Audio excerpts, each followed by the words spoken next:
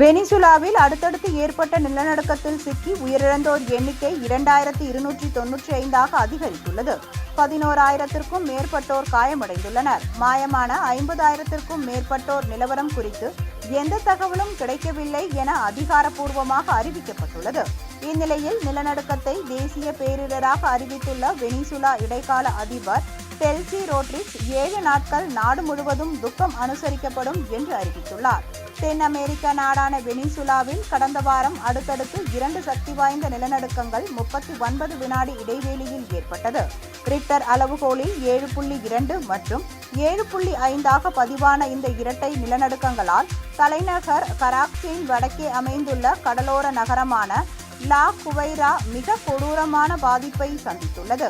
அங்கு இடிந்து விழுந்த நூற்றுக்கணக்கான கட்டிடங்களில் மீட்புக் குழுவினர் சோதனையிட்டு உயிர் பிழைக்க யாரும் இல்லை என்பதை உறுதி செய்துள்ளனர்.